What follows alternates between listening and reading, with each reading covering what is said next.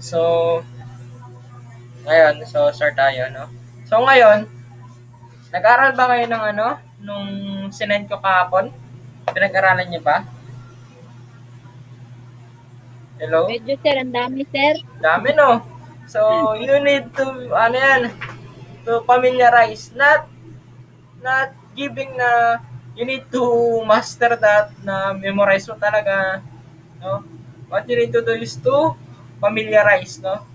Dami yan. So, that's part of being an computer engineering, no? Pag kayo naging computer engineer na, yan talaga. Yan at yan yun, no? So, wala tayong palusot na hindi dapat pag nakagraduate tayo ng computer engineer or engineer na tayo, alam mo yan, no? Kasi, alam niyo bang nung nag-OJT ako dati sa sa Globe, yan yung mga unang tinatanong dun, no? Alam mo ba yung symbol nito? No? Kasi doon, puro standardized na. So, hindi ka na kailangan dapat turuan. Pagpasok mo ng OJT, dapat alam mo yung mga symbol na ganyan. Kasi para alam mo kung ano yung pwede mong galawin sa hindi mo pwedeng galawin. Bago ka gumalaw, dapat you need a permission or you need an authorization by your supervisor or by your team leader, no? So, they are the one who will manage you and will provide you some knowledges and techniques, no? So, start na tayo. So, ulitin ko bago lang palang pasok si Christian, no? So, kuha kayong notebook sa papel. Notebook or papel sa ballpen, no? So, ilista nyo yung mga kailangan nyo doon sa device nyo kasi ilalagay nyo rin sa paperworks nyo. So, ang mga kailangan nyo sa inyong gagawing device ay 3 water sensor. Take note 3 water sensor, 1 moisture sensor, no? Isang Arduino Uno, no? Isang Arduino Uno at isang 2 battery, lithium battery, 2, isang switch. After ng switch, may breadboard na kayo, di ba? Windy, nakabili ka na dito ng breadboard. Christian, si Jemabel, nakabili ka na rin, di ba? May mga breadboard Yes na po kayo. sir, isa lang po sir. Sige. Ano yan? Diyan nyo siya itatry out yung inyong ginagawang device sa inyong breadboard. So, dapat meron kayo agad yan. Meron na rin ganyan, no? So, para kay John Jericho, kailangan mo ng breadboard, no? So, DuPont wires, no?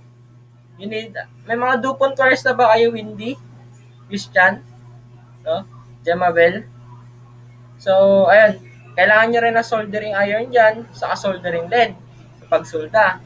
And after nun, kailangan nyo rin ng battery holder, LCD with I2C, no? LCD with I2C, saka enclosure, no? Ang gusto kong makitang enclosure nyo, ganitong itsura.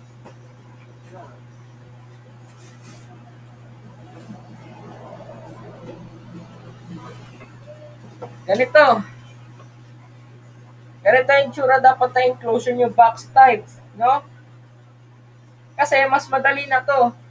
Kasi ito enclosure na to is easily can bolt anything inside, no? May mga ready na abang na siya na holes para pwede mo siyang i-bolt yung inyong mga parts dito, no? And after you made that device, for the sake of laboratory, you will surrender that device sa school, no? So, isusurrender niya yan sa school. And sa surrender niya sa school, yan na ang magiging final exam niya sa akin, ha? So, nagkakaintindihan ba tayo, Jemabel, John Jericho, Yes po sir. Christian, saka si Windy? Okay sa inyo, no? So, ganun talaga. So, you need to make a device now. Agad-agad. Kasi nga, next year, pag third year nyo, thesis na kayo, no? So, baka masya kayo pag third year nyo, hindi pa kayo nakagawa ng device. Ano nang ginagawa natin dito? Ano nang gagawin natin dito? Magsasya kayo. Uy, bakit may ganito na? Diba? So, ganun talaga. So, dapat, bilisan natin and maging advanced tayo, no?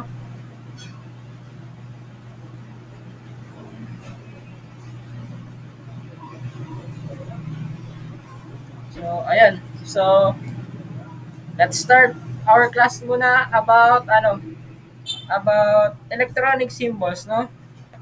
So, after nyan, meron kayong quiz. May naka-prepare na akong quiz sa inyo. Pero bago kayo mag-quiz, ibibigay ko na sa inyo yung handout ng paperworks na gagawin nyo para masimulan nyo na rin. So, ayan. Ay, hindi pa ba napipresent? Sorry.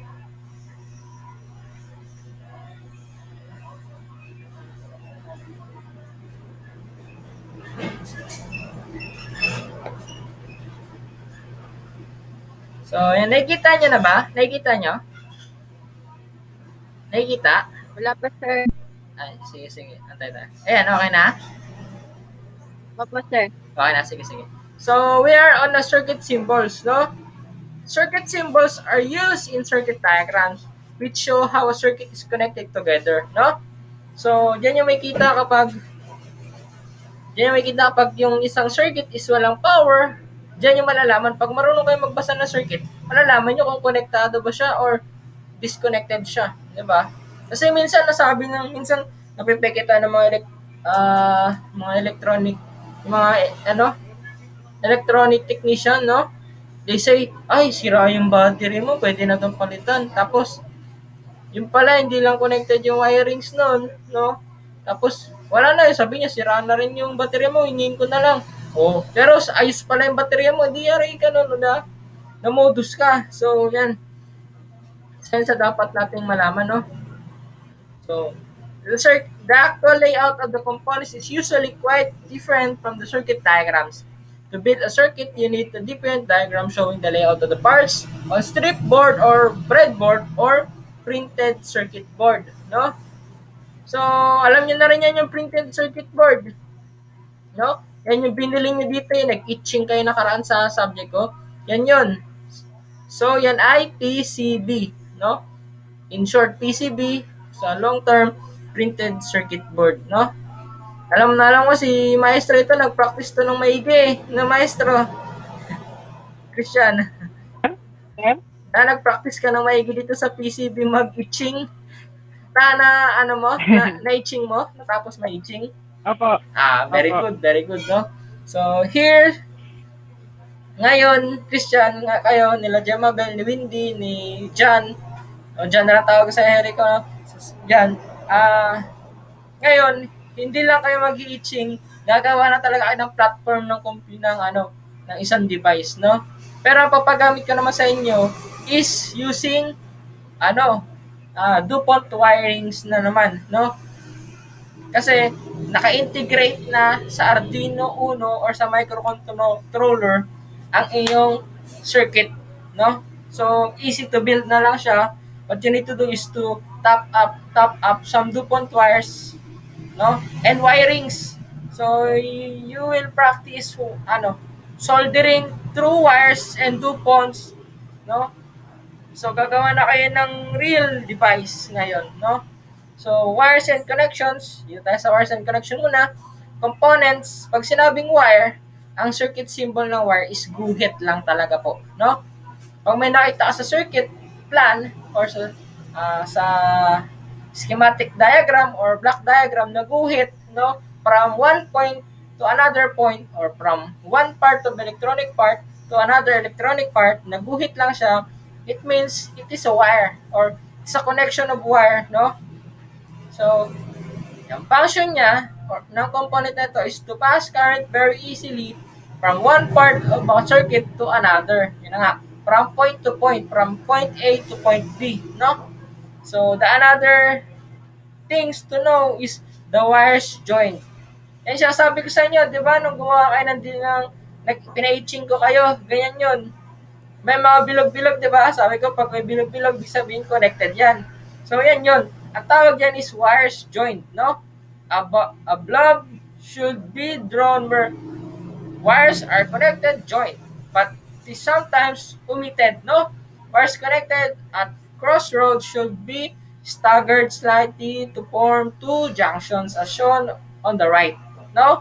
Pag may nakita ay laging may bilog na malaki sa intersection ng dalawang wire, ibig sabihin niyan connected sila, no? So, interconnected sila, no? So, yung last but not the least from the wires and connections is wire not joined. Ito naman, kung may kita nyo, nagbanggaan lang yung dalawang guhit na may dalawa siyang klase eh. Pag hindi konektado, may isa na nagbanggaan lang yung dalawang connection pero walang bilog, no? Ibig sabihin yan, hindi ako konektado. Pero minsan naman kasi may mga engineer, lalo na pag sa real world na kayo, pag may ganyan, ibig sabihin pa rin yung connected, no? So, kaya ang pinaka-the best na advice ko pag gagawa kayo ng wires not joined, gawin yung bridge, yung katulad yung sa isa, may parang curve. Ang tawag dyan is bridge, no? Lagyan nyo ng bridge para makita talaga na hindi siya konektado. It means na hindi man lang lumapat yung isang wire sa isa kasi tumalon siya, no? So, in complex diagram, it is often necessary to draw wires crossing even though they are not connected. Wait, kami pumasok. Si tatariman ko. Ito. Ayan na. So, ayan. So, morning, Rachel. So, ayan na. The complex diagram is often necessary to draw wires crossing even though they are not connected. Now, I prepare the bridge. Oh, yan, tawag na bridge. Symbol shown to the right because the simple crossing on the left may be misread as a join where you have forgotten to add a blob. Yun na nga. Nasabi ko, no? Kahit dito, sinabi niya, no? Dito sinabi niya sa description na sinasuggest niya na maggumawa ka ng bridge. Kasi nga, when the time comes that you're an engineer in a factory or manufacturing, morning po, so when the time that you're in that stage of your life, that you're a professional engineer, and may ganito ang binigay sa iyo ang iyong designer, no, yung inyong engineering design team, binigyan kayo ng ganito, now is the time that you're going to get back to your vivid memory na, oy, dati yung tinuro sa akin ni sir, pwede rin ito ma-misunderstand or ma-misread na connected. So, tatawagin ko ngayon yung team leader ng designing team, no? O, ikaw, hindi ka dito. Ikaw na yung boss eh. Ano ba to? Connected hindi. Diba? So, pag yun, hindi niya rin nasagot, ibig sabihin, yung design nila is rejected agad yun, no? For quality standard, rejected agad yun. Pag hindi mo ma-describe yung dinesign mo to make a device or to make a circuit of a device, sample, gagawa siya ng motherboard, no? Motherboard circuitry. Kasi hindi niya ma-identify yung ginawa ng team niya or nilang team nila, hindi nila ma-identify na kung yun ay connected or hindi. Kasi may isa lang na hindi pala connected na naging connected yan, sira ang motherboard. So, lahat ng gagawin na motherboard na gano'n yung design, lahat yung pull out yun. So, it is a loss, no? Loss para sa company, loss para sa iyo kasi baka pwede ka matanggalan ng trabaho. Kasi bakit mo in-approve yan na hindi mo man lang chinek, ikaw yung quality inspector, ikaw yung quality check engineer ng factory natin, tapos in-approve mo yung design ng designing team, no? Mga ganon. So, we need to be careful. Dito pa lang. So, what you need to do is to always back or rely on the basic properties on wires and connection because it is the main problem of any computer engineering student, no? Like, may mga estudyante out, third year na, Kasi hindi ako yung nagturo sa kanila ng circuit nila. They said that, "Sir, bakit ganun? Hindi gumagana. Bakit ganito? Sinunod ko naman lahat." So, check. Sabi ko, i-rewire mo. I-check mo yung wire mo. Ayun, pag-check niya na rewire niya, ay sir, meron palang hindi connected. Sabi ko, paano mo nabuo yan nang hindi ka tumitingin or hindi ka sumusunod sa iyong block diagram man lang or schematic diagram? Sir, ano yung schematic diagram? Ano yung block diagram? Sabi ko, oh my God. My goodness. Hindi sa inyo naturo yan. Paano kayo nakakabuo ng device ang wala kayong plano? No? Like para ang pinadrawing ng abstract, no? Instead na drawingin ka ng ng figure, na drawing mo abstract, no? Parang dapat sa abstract, ito yung meaning niyan, no? Kahit hindi mo maintindihan na ganun yung gusto niya i-meaning out, ganun yung gusto i-meaning out ng artist. So, that's what they call abstract. So, parang abstract yung gawa niya sa device niya, no? So, mali po yun, no? At the first place, dapat nakakorek agad yung ganon.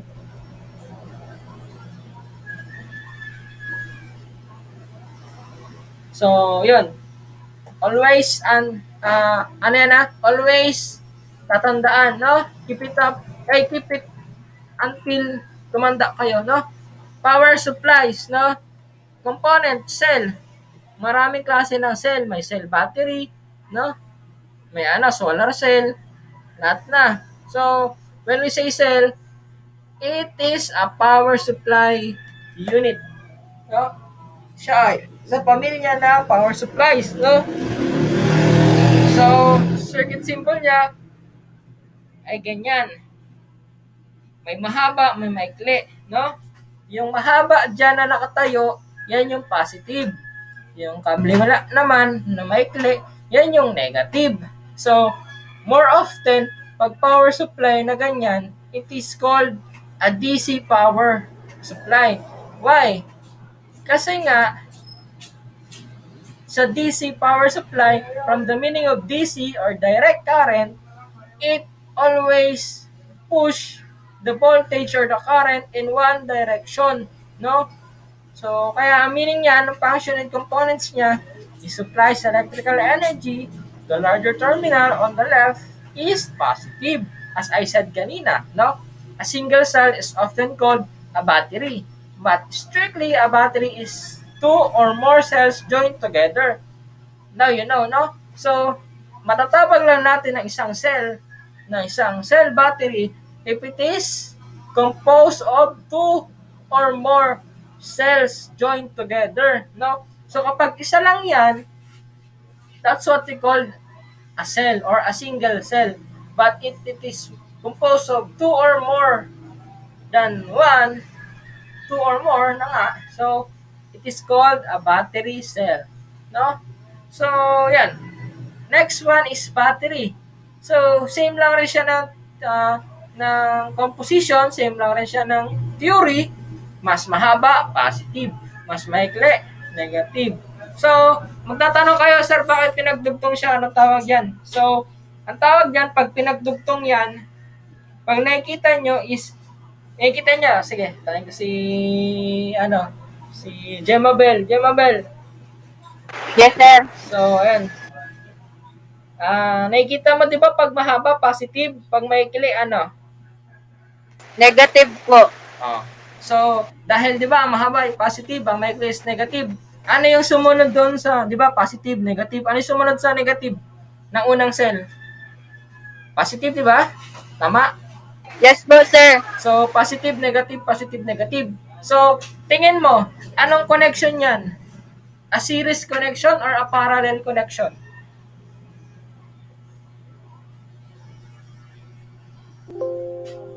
Hello, Gemma Bell? Sir, wait po, putol-putol ang lakas ng ulan. Sorry. So, ang tanong ko is, di ba, positive, negative, positive, negative? From your, opinion, it is a parallel connection of a cell or a series connection of a cell? Hindi ko alam, sir, pero feeling ko po series. Oh, you're correct, no? So, explain ko naman. Si sir nagtatanong, hindi niya na-explain kung ano yung series, ano yung parallel. So, kung kaya ay nag-circuit na, no? Ang parallel connection is from positive to positive, tapos negative to negative. Tapos, hindi pwede magdikit yung positive to negative, no? Kapag series naman, it is negative, positive, negative, positive, no? Ang connection. So, pag parallel, ang pinapataas mo doon is yung yung iyong current. Kapag series naman, ang pinapataas mo ay yung voltahe, no? Nakuha. So, magtataka kayo sa mga sasakyan ng mga digmotor, mas malakas ang hatak ng nakaparallel ang connection ng battery kaysa sa naka-series, no? So, mas madali ring malobat ang naka-series kaysa naka-parallel, no? So, magtatanong kayo, so, sir, anong mas maganda? Like sa mga, paano malalaman, sir, kung ano yun? Yung milliampere, no? Ang naka-parallel na battery ay mas mataas ang milliampere. Yung matatawag nyo sa baterya ng cellphone o sa power bank na 500 ma. Ay, ma. Like, ano ma? No? Ang meaning nun is milliampere, no? Actually, may H sa dulo kasi nga milliampere per hour, no? So, per hour ang computation niya. So, meron, kunyari, 3,500 milliampere per hour. So, meron kang 3,500 sa isang oras. Meron kang 3,500 milliamp sa isang oras. No? So, ngayon, pag nakita kayo ng ganun, huwag nyo na mabasa yung no? Because it is called or it's been read as milliampere per hour, no? So, yun. So, DC supply naman. So, DC supply, so yan sinasabi ko kanina. A cell or a battery is called a DC power supply na rin kasi nga it is run in one direction, no? Or the flow is in one direction. Yun na nga. Nakikita nyo, dito magtataka naman kayo, sir, bakit dalawang bilog pero may plus and negative. So, pag nakita nyo ng plus yan, automatic, positive yan or a positive connection. Pag nakita nyo yung minus, it is a negative connection. It is called, and also it is called a DC supply. No? So, yung function and components niyan is supplies electrical energy, as usual, DC or direct current. Always flowing in one direction. So, kung kayo yung dating fans ng one direction, joke lang. So, yan yun. DC kayo, no? So, ito naman, AC supply. When we call AC supply, from the meaning of AC, alternating current, may wave. Yan naman ang signal niyan. Wave. No, wave. So, wait lang ah. May isa ko sa inyo tuturo. Drawing ko na lang. Wait lang, hanapin ko lang po kanina.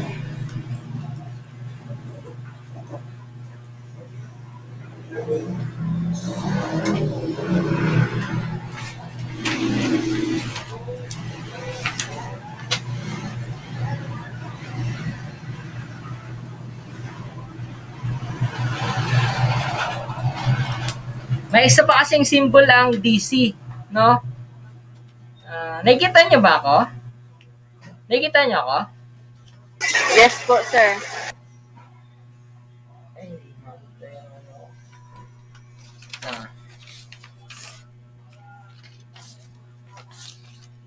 Lakihan ko na lang, lakihan ko, hindi makita ko na. DC. AC. Ayan o. May isa pang symbol yung ano.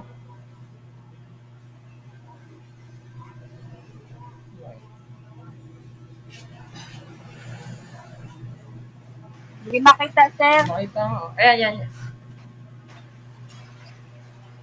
Sige, mamaya. Ano ko na lang. Explain ko na lang sa inyo. So, ganito yan ah.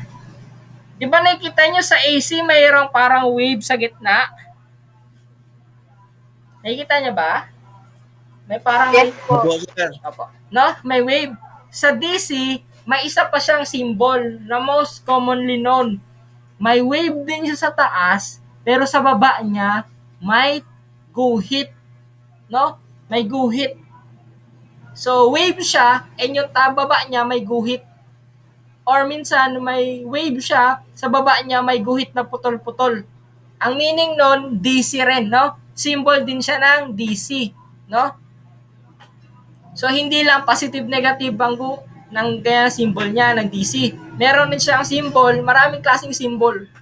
Yung, pero yung isa sa pinaka-standard, di ba nga ba ito yung ginamit na symbol dito? Grabe, naka-basic nito na positive negative. Ay, yung isa is may wave siya and may guhit siya sa baba, no? So, kung may kita nyo sa mga multi-tester nyo, yon, may wave siya and may guhit siya sa baba, meaning yan is on the function of DC, no? So, yun lang. Yun lang dagdag ko, no? Kasi dito, baka magulat kayo, mga ataan ng multi-tester. Sir, saan dito yung DC? Wala namang symbol, positive, negative. Pero makikita namin, sir, yung AC, meron ditong wave. Tapos yung kabila, sir, may wave na may guhit sa baba. Yun ang meaning nun. Yun ang DC component. Nun, no? So, ganun. So, sa AC supply naman, ang supply niya ay alternating current. So, magtataka kayo, isa pang tanong nyo. Sasagutin ko na agad, no? Hindi nyo pa tinatanong. So, magtataka kayo, sir, bakit sa DC may positive, negative? Bakit sa AC walang negative, walang positive? Bakit kaya? Sige, tanong tayo. Si Windy, any idea bakit kaya walang negative, positive yung AC supply? Hello, Windy? Okay ba connection ni Windy?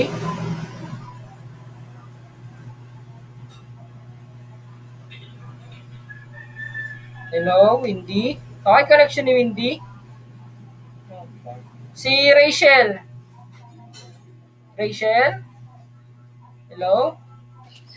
Wala po akong idea, sir. So, sige.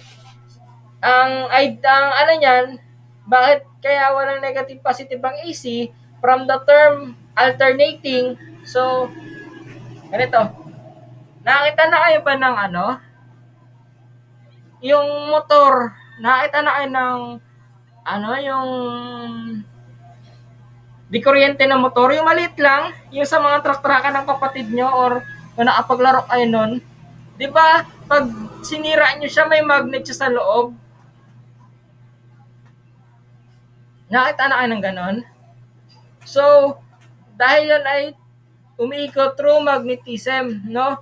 At ang napoproduce nun, kung yun ay papalakihin mo, alternating current. When we say alternating current, it cannot be identified if kung positive agad, positive dito sa kabilang wire or negative sa kabilang wire, no? Kaya natawag siyang alternating kasi hindi mo ma predict kung saan ang positive or negative kasi mamaya, kunyari yung unang flow, speed of lightning to, hindi to speed of sound. Yung unang flow, dito sa kabila sa right na wire yung positive, sa left na side yung negative. Biglang isasunod na flow, negative na naman yung, positive na isa negative, negative na isa positive. Ganon. So, in that purpose, no, kaya tinawag siyang AC at kaya wala siyang positive and negative symbol sa AC, no? So, magtataka rin kayo, may kita niyo di ba yung sa mga saksakan, ang AC kasi, nakikita hindi siya nakikita, nakukuha siya sa mga outlet nyo sa bahay, no?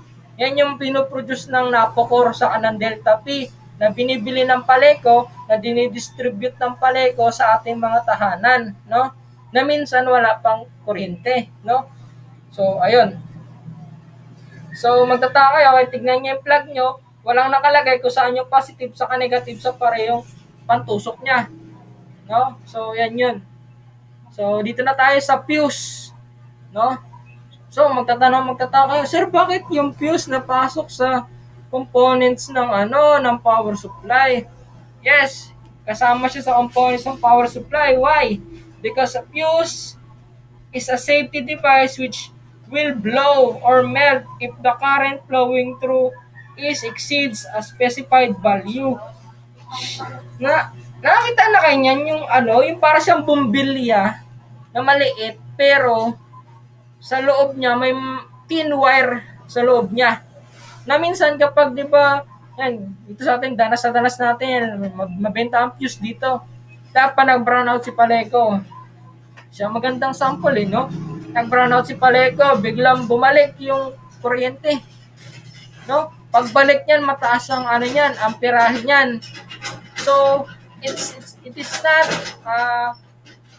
a good a good sign na pag bumalik yung malakas na kuryente, tapos nakasaksak yung TV nyo, no? Imbis masira ang buong TV nyo, yung masusunog na lang is si fuse. Si fuse yung unang tatamaan, siya yung unang tatamaan bago pumunta sa TV nyo, no? Sa parts ng circuitry ng TV nyo. So, siya yung magbo-blown up. Pag na-blown up yan, panasunog yan, mapuputol yung connection, no? So, parang siya yung pinakamaliit na circuit breaker na rin, no? Circuit breaker na pag nag-break siya, palitan mo na lang siya kasi hindi na siya pwedeng gumamit kasi wala nang connection, no? It is called fuse, no? Gamit na gamit yan, lalo sa atin sa Palawan, no? So, dapat lahat ng device may fuse, no? Kasi kapag walang fuse, ang direktang tatamaan ng sira kapag nagkaroon ng shock, electric shock, is yung main board ng iyong device or ng iyong appliances. Next one, transformer. Yan, may kita sa transformer. The two coils were linked by an iron core. Transformer are used to step up or increase and step down or decrease an AC voltage. So, tingin nyo, ano yung transformer? Yung transformer po yung taga-maintain na hindi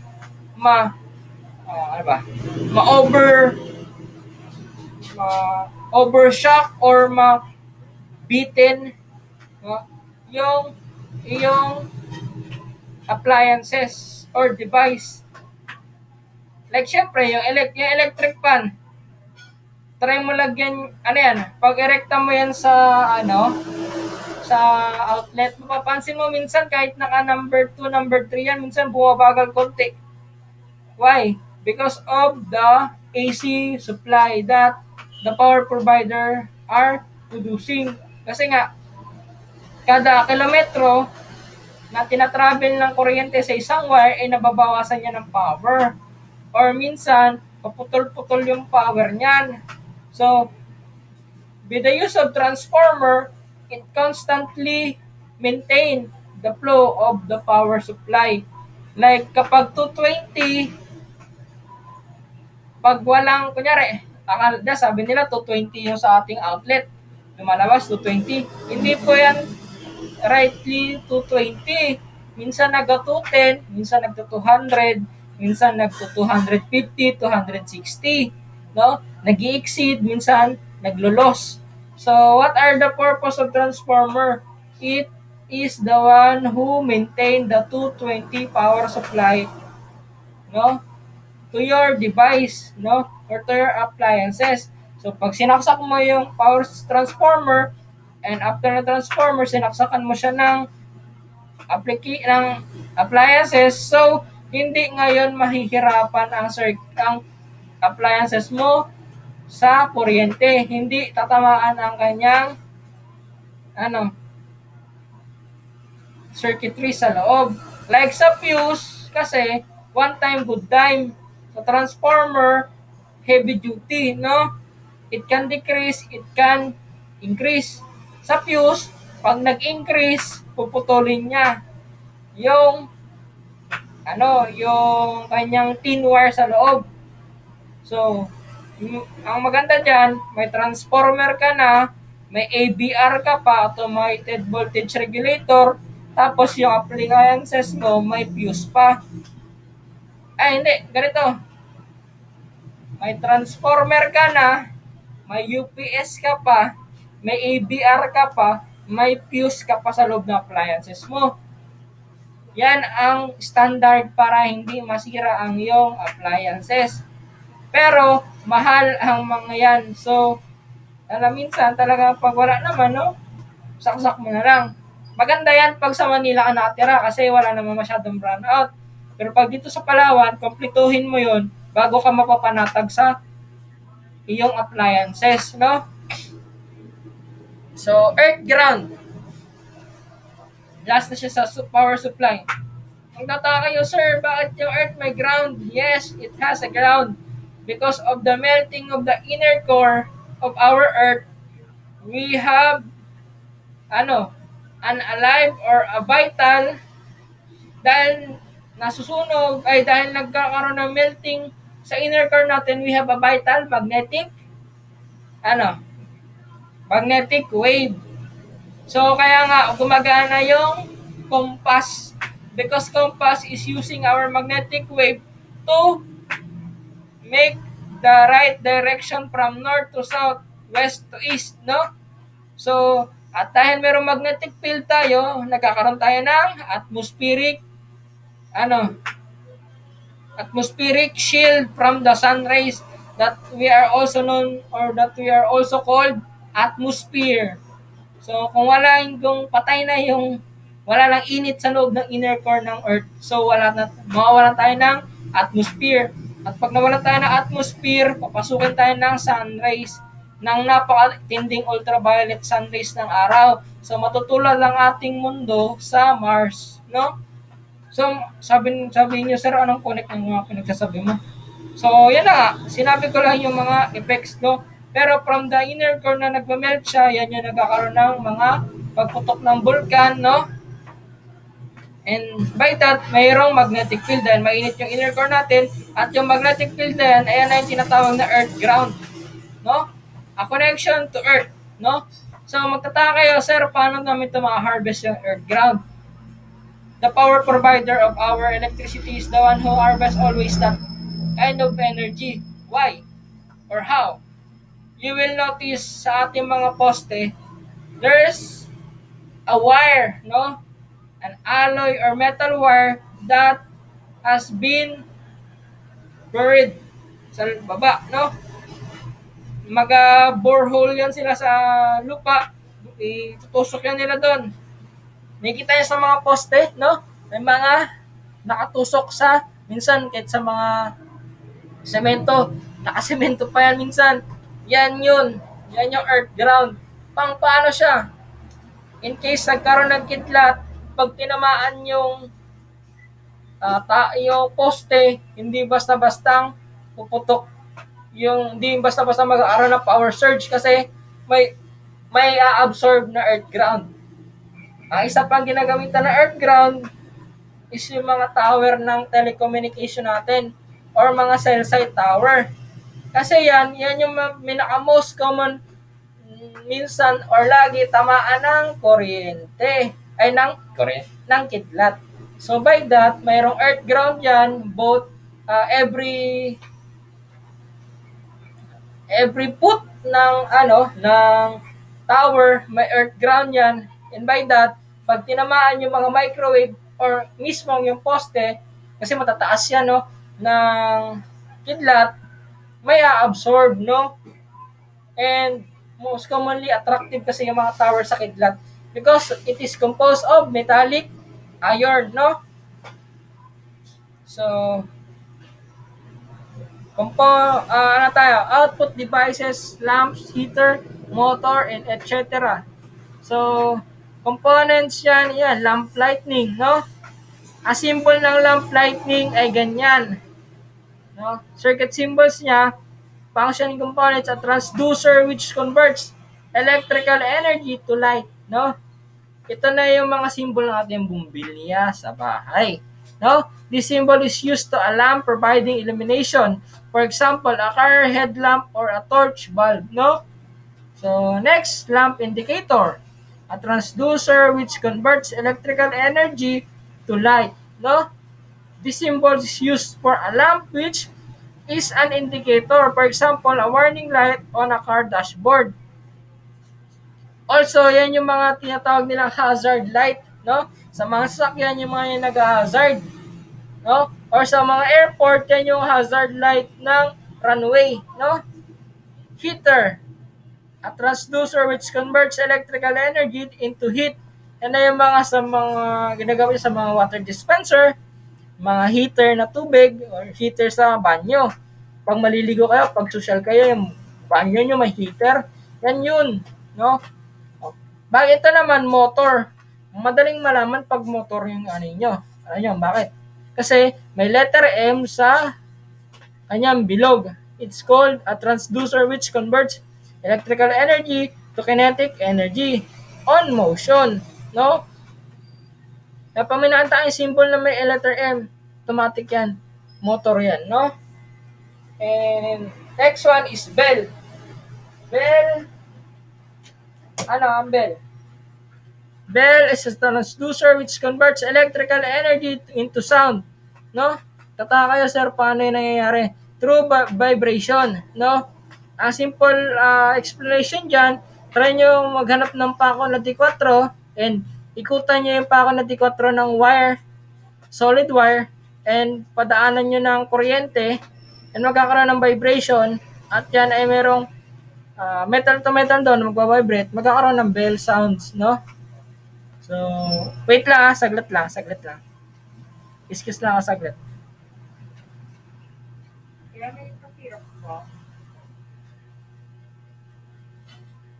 Meron po.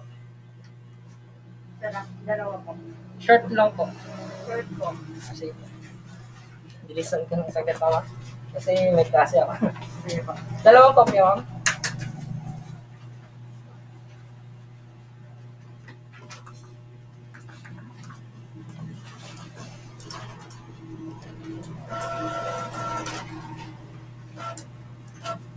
Magkano po? Size lang po.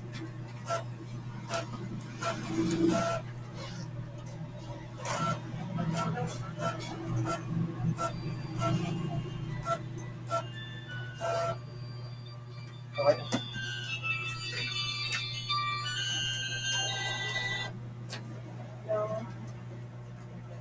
Saglit lang yan. Saglit lang. Hindi ba yan ang ako? Saglit lang.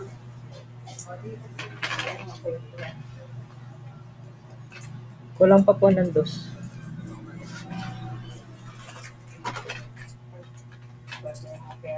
Ito na lang kuya. Yan.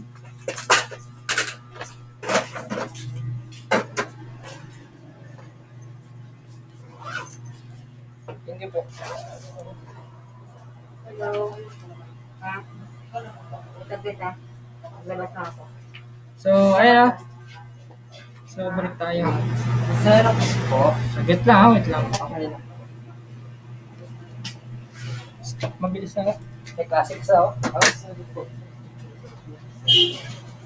Ilang kopya? Isa lang po. Isa Ate sa likod po. Dalawa to sila? Apo, dalawa. Kasi ito po. Napakasing kasama ko.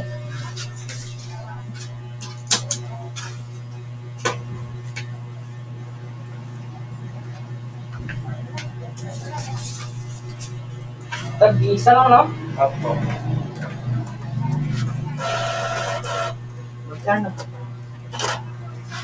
3, 6, 12 po. Kasi color dito. Wait, hindi na po. Ay. Dito po. 9 lang, 9 lang.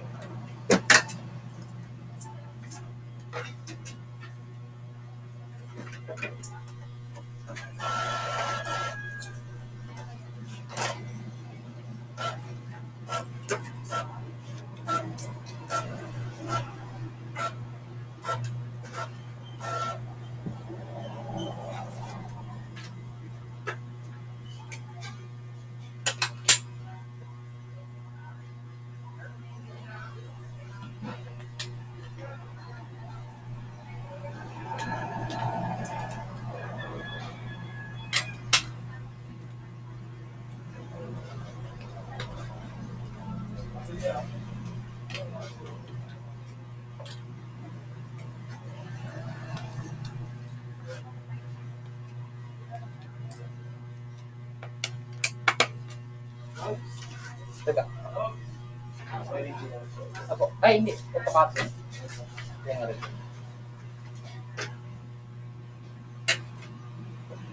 battery. Now,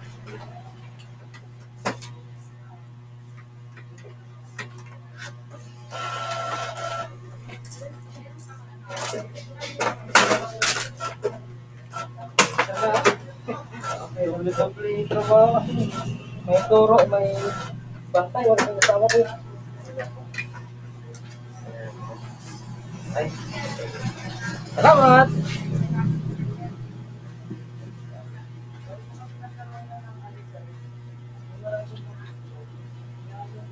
So, ayan.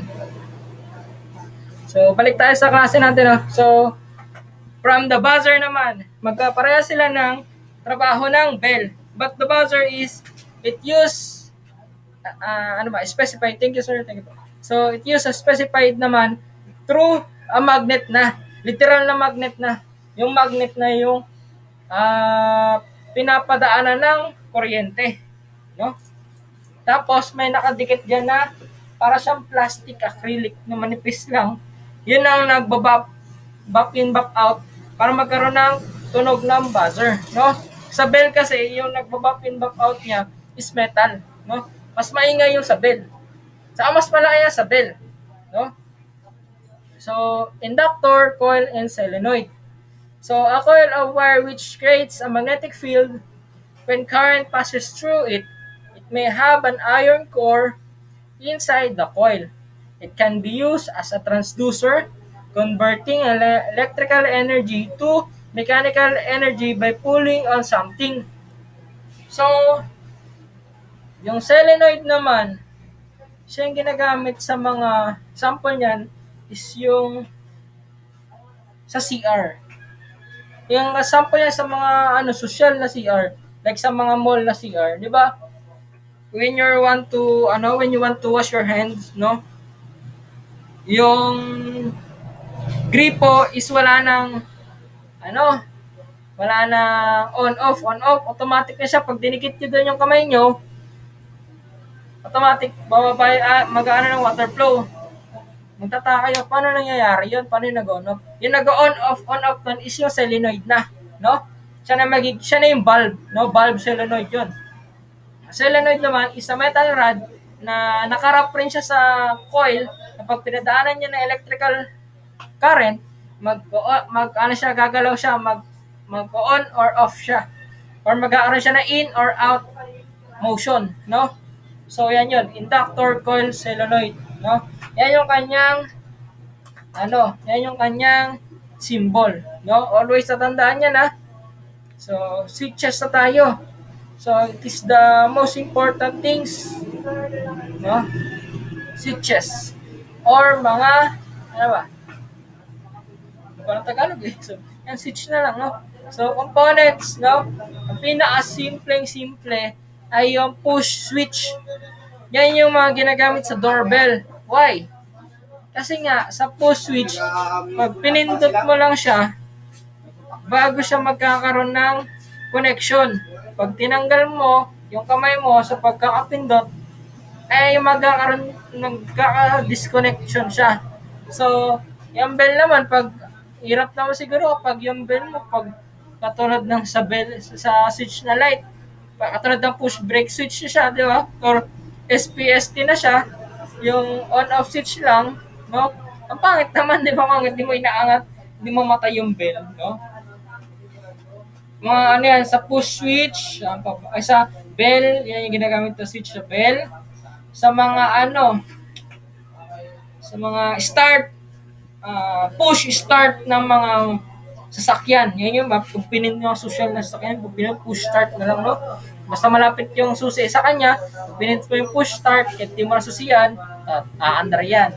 Yan ay push switch.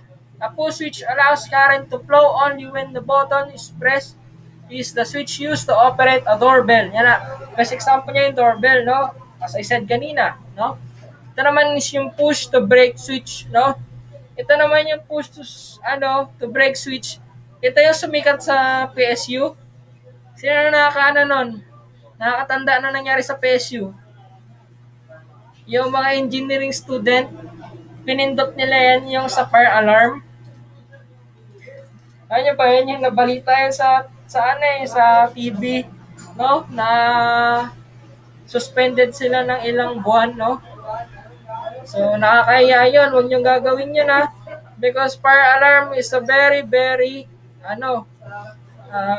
tawag dito, very, very important and very, very,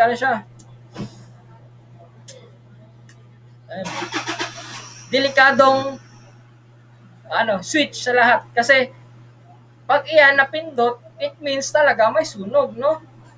So, may triggering, may triggering pin din siya and meron din siyang safety pin. Pero doon kasi sa PES, yung mga luma na kasi yun eh. Kaya wala na yung safety pin. Triggering pin na lang automatic yun. Pag yan talaga, katulad yan, pag yan pinush mo or brinake mo yan, tutunog at tutunog yan. At yan, hindi yan mamamatay hanggat hindi na babalik. Hindi yan namamatay hanggat hindi mo alam ibalik yung triggering pin niya sa neutral. Promise. So, yan. Isa yan sa mga delikadong gawin. So, may batas tayo about dyan and wag niyang gagawin, no? So, yan. Mag-trip na kayo na sa ang ibang bagay, wag lang yan, no? This type of push switch is normally closed on. It is open off only when the button is pressed, no? So, next naman is yung on-off switch or SPST. Ito yung normally nakikita sa ating mga bahay, no? Kahit sa establishment, ito yung pinakaalam na alam. Ito yung minsan pinapalitan ng mga ng papa nyo sa inyong mga tahanan. So, meaning SPST switch or on-off switch is single pole, single throw. Why we call this single pole, single throw? Because isa lang yung pole niya, isa lang rin yung throw niya. No? An on-off switch allows current to flow only when it is in the close or on position. Yung close niya, yun yung on. Yung off niya, yun yung open. Gets? So, baliktaran niya na about switch. No? So, next one is the two-way switch or the SPDT. When we say SPDT, isa lang yung single pole lang siya, pero dalawa yung throw niya o dalawa yung tapon niya. No? So, a two-way change over switch directs the flow of current to one or two routes. No? According to its position, some SPDT switches have a central off position and are described as on-off-on. Yan yung tatlo yan. Sa gitna yung neutral niyan. Yung close yan sa gitna. Tapos pwede mong i-on dito or pwede mo i-on sa kabila. So tatlo yan. Trio yan. No? Marami na pipeke niyan. Kasi minsan, hindi nila malaman kung saan ang on, saan ang off. No? At tatlo rin ang connection niyan. Tatlong pin din yan ang connection niyan. No? So, the last one ay second to the last ba to? Yung dual on-off switch. Third to the last. So, itong dual on-off switch or DPST. Kung yung isa kanina, isa lang ang pole, dalawa ang throw. Ito naman, dalawa ang pole, isa ang throw. No? So, dalawa ang pole, isa ang throw, or the DPST, double pole, single throw. A dual on-off switch, which is often used to switch mains electricity because it can isolate both the live and neutral connection. Yes, why? Because itong isang to, ang kinagandahan nito, ito yung mga heavy duty. Even though masira yung isang connection, yung kabilang connection is pwede pa rin gumana. So, kahit masira yung isa, mayroon ka pa rin switch. So, pang heavy duty to. Mawala man yung isa, may backup ka. No? So, second to the last ating switches is the reversing switch or the DPDT or the double pole, double throw. No? This switch can be wired up as a reversing switches for a motor. Some DPDT switches have a central off position. No? Ito karamihan to ginagamit sa mga generator. Why? It is more heavy duty than the double pole, double throw, no? At ito may centralized off position siya, no? So, ito yung mga ginagamit ito sa mga industrial usage na to, yung mga generator, yan. Industrial usage, yung mga factory, like that, no? And the last but not the least is the relay. Yung relay naman, ito yung tinatawag nilang automation sa mga switch. Why? Because a relay, ganito yung trabaho niya, no? A 5 volts a 5 volts power supply can off a 220 AC supply. Parang 5 volts DC ang iyong ipapower para i-off ang power na AC na 220. Sir, okay, magtatanong kayo, how come sir, yung 5 volts, babanggain niya yung 220 na volts at yung isa mahina pa kasi DC na 5 volts. Tapos babanggain niya AC, kukontrolin niya. How come not, sir, no? An electrical operated switch, for example, a 9 volts battery circuit connected to a coil can switch a 230 volt AC main circuit, no? So yan ang sinasabi natin, no? May siya sa loob. Yan, no? Kita nyo? Yan talaga, yan yung datasheet niya, no? Yung sa gitna, common yan yung common ground. Yung NO normally open, yung NC normally close. So, kapag yan, pinadaanan mo ng 9 volts or ng 5 volts connection yan, it depends to the capacity ng relay, kung siya ay pang 9 volts relay, pang 5 volts relay, pang 12 volts relay, pang 24 volts relay, pang 48 volts relay, no? Siya, kung naka-close siya, pag pinadaanan mo yan, lilipat siya ng on. Pag tinanggalan mo siya ng kuryente, babalik siya ng close. Ganyan trabaho niya, no? So, wait na, may nag-chat sa akin. Sino to? Baka si ma'am. Wait lang, kasapin ko lang si ma'am.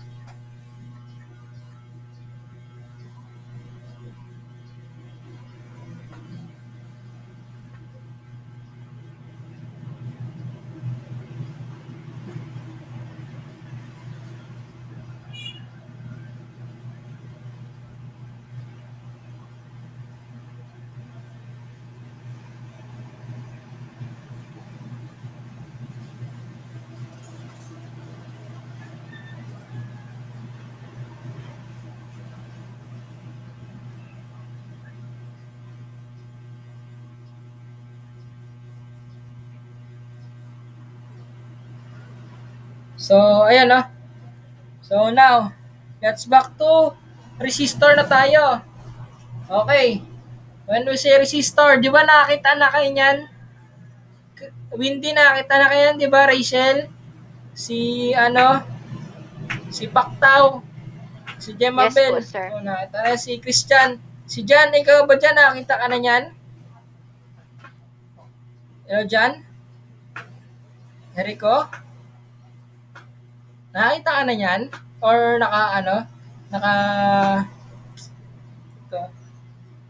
or nakita mo na sa image or something? Wala. Okay ba connection ni Jericho? Or ako ang walang connection? Ako ba ang walang connection? Oh, meron naman ako. Sige. So, balik tayo na. So, ayan. Resistors.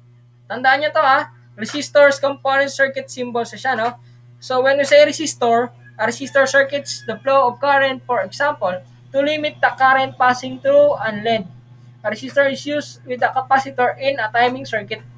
So, ang resistor, kumbaga, ang sample nito is yung inyong mga connection ng tubig. Yan sa connection ng tubig nyo sa inyo, tawag nga dito. Connection ng tubig. Yung tinitingnan ng Yung metro, sir. Ayun yung metro, yun. Yung metro nyo ng tubig, di ba may bulb yan? Di ba, petas yung bulb na yun, pwede nyong lakasan, pwede nyong hinaan. So, di ba pag hininaan nyo, hinihina rin yung daloy ng tubig. Pag nilakasan nyo, lalakasin yung daloy ng tubig. Ganon din ang trabaho ng resistor. Kaso lang sa resistor, hindi nyo siya pwedeng pihit-pihitin. Maliban na lang kung yung resistor nyo is potentiometer, pwede nyo pihit-pihitin. Pero pag sinabi nyo lang resistor, yan ay magkakaroon na kayo ng computation, no? Ang computation niya dyan is depends kung 220 resistor, may 10 lang, may number 10 na resistor, may mga ganon. It depends to it resistance, no? And ang resistor, meron niyang katandem si capacitor. So, ang old symbol na resistor, at kahit ako, yan ang ginagamit ko, is yan yung may wave, guhit, wave, guhit. No? Yung bagong symbol ngayon is yan, yung guhit, tapos mayroong may rectangle sa loob. No? Kasi minsan, nalilito ako, kahit ako nalilito, kasi pwede rin maging symbol yan ng diode. Pwede maging symbol ng diode yung ganyang symbol. Kaya doon pa rin ako sa pinaka-old symbol na may wave. No? So, ayun. Mas prepare ko para sa akin na kung gusto niyo gamitin yan. Pero baka mas pati kayo, malito kayo. No? So, sunod is the variable resistor or the rheostat. Ito yung mga ginagamit sa refrigerator, water. So, basta mga pampalamig. Sa malamig. So, yun. This type of variable resistor with two contacts. No? A rheostat is usually used to control current. Example include adjusting lamp brightness, adjusting motor speed, and adjusting the rate of flow of charge into a capacitor in a timing circuit. No? Kaya yan, yung sa mga automated na mga yan yung ginagamit, rheostat or the variable resistor. So, variable resistor, potentiometer, no? Ito naman, ito yung mga ginagamit sa electrical signal. No? Ito yung ginagamit sa mga radyo. Kung kayo nakatira dati sa mga bukid-bukid, yan yung mga radyo ng ating mga lolo. No? Yan yung mga ina-adjust yung volume, ina-adjust yung mga tune. Yan yun. This is a type of variable resistor with 3 contacts of potentiometer. It's usually used to control voltage. No? Kasi mas pag tinasan mo ang voltahe, mas lalakas yung voltahe na magbibigay tugtog doon sa kanyang speaker. So, yan yun. So, it can be used like this as an transducer converting position angle of the control spindle to an electrical signal. So, pwede mo laro-laruin yung electrical signal para mapataas, mapamhina mo yung tugtog. No? Yan lang yun siya. So, after that is the variable resistor preset. When we say preset naman, ito yung pang-adjust mo is yung screw. Minsan screwdriver type yung adjustor niya or minsan flat screw.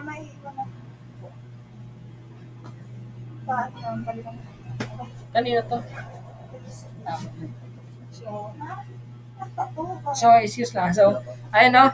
So, sinong kukuha nito? Ako mamaya. Sige. So, variable resistor preset, no? This type of variable resistor, a preset is operated with a small screwdriver or similar tools. Yan ang sinasabi ko. Pwede siyang Phillips screwdriver ang pang-adjust sa kanya or pwede ring flat screw or yan lang naman dalawa na yun eh. So, yun lang yun. No? It's designed to be set when the circuit is made and then left without further adjustment. Yes, ito yung mga preset ginagamit ito sa mga pag yung inyong mga device is gusto nyo laging calibrated, no? Or calibrate. Yan yung mga pang-calibrate. I-adjust nyo yung brightness na LCD nyo. May preset yan sa likod using the known as I2C na tinatawag. So, kayo yan,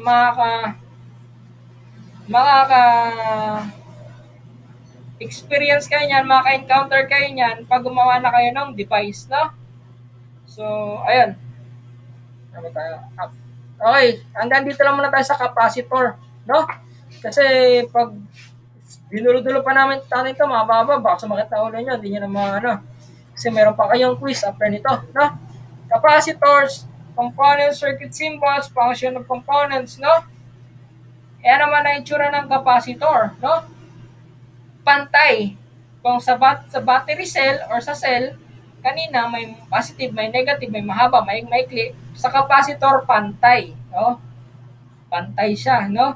So, a capacitor stores electric charge. Magtataka kayo, sir, bakit siya naging sa power supply? store pa siya ng electrical charge, no? No. Kasi capacitor is a different identity. Has a different identity from a power supply because a capacitor is used with a resistor in a timing circuit. It can also be used as a filter, no? Because a battery cell or a cell cannot be used as a filter to block DC signals but pass AC signals. What? Kasi kapag sa battery cell or sa cell, pag DC lang, pag AC lang. Dito naman, it will block. If mayroon pumasok na DC current sa AC, magkakaroon ng malfunction yan. So, ang trabaho ng capacitor, it blocks. No? So, yan ang trabaho ng capacitor. At ang kanyang katandem na tinabi ko kanina is a resistor. When you are making a timing circuit, no? A timing circuit is usually yung mga washing machine yan, timing circuit yan. Ano ba mga timing circuit? Yung mga digital watch. Yan, timing circuit yan, no? So, ayan, a capacitor polarized, no? A capacitor stores electric charge. Yes, as always, this type must be connected to a correct way around. A capacitor is used with a resistor and a timing circuit. It can also be used as a filter to block. Ang pinagkaiba nito ng isang to, ang polarized na capacitor ay kulay blue. Mukha siyang nips, no? Mukha siyang nips. Kulay blue siya, no? Polarized lang siya ng mas mataas yung kanyang storing capacity, no? Kaysa sa ordinary capacitor. Kasi in the ordinary capacitor, yung mga electrolytic capacitor, there's a lot of kind of capacitor pala. There's an electrolytic, a polarized, a ceramic capacitor, no? When we say electrolytic, ito yung mga mukhang baterya na kulay itim. Yung polarized, yan yung kulay blue na capacitor. Tapos, yung ceramic capacitor naman, ito yung mga kulay brown na maliliit, no? Ito may mga capacitance na 10, 1, 9, 200, 100, 1,000. Tapos, yung sa electrolytic capacitor naman, ito yung mga voltahe ng 16 volts capacity, 1,000 volts capacity, 1,500 capacity, 25 volts capacity, no? A lot of capacity sa electrolytic. Also sa polarized, ganun din. Sa polarized, ang pull out noon is nasa kV8, nasa kV na, kilovolts, no? Mas matataas, 1 kilovolts, no? Pwede ka lang mapatay noon. Oh, itong polarized capacitor, ito yung ginagamit sa mga alam niyo yung teaser? Christian, alam niyo yan? John, alam niyo yan? Rachel? Yung sa mga bodyguard minsan sa mga police. Sa mga police yung parang baril yung teaser na yung may wire yun. Yun. Pang kuryente ito. Nagamit na doon kasi malakas yung output shock nito. So, a variable capacitor naman, a variable capacitor is used in a radio tuner. Kasi ito, na-adjust rin to, no? So, ito naman is ginagamit sa mga tuner. Kasi when we say tune, it tune the signal because it produce a constant current of flow, no? Kasi ang capacitor, isa rin sa gamit niya is it can give a constant flow, no? Kaso lang, minsan, kailangan mo talaga i-tandem siya lagi sa resistor para makuha mo yung timing nun, no? So, next is the trimmer capacitor. Itong trimmer capacitor, sa kind of a capacitor, pero ito ay na-adjust din through screwdriver na Phillips or flat screw. Ang trimmer naman, ang gamit ito is katulad rin yung kanina sa resistor, no? For calibration rin siya. Yun ang kanyang trabaho, no? So, kung mapapansin nyo, babalik natin yung capacitor sa resistor, parehas sila ng mga purpose, no? Kasi nga, sila ay tandem, no? Tandem yan yung dalawang yan, no? So, hanggang dyan lang muna tayo because Pag sumobra pa tayo, baka mawindang na kayo, baka maboryong na kayo sa akin, no?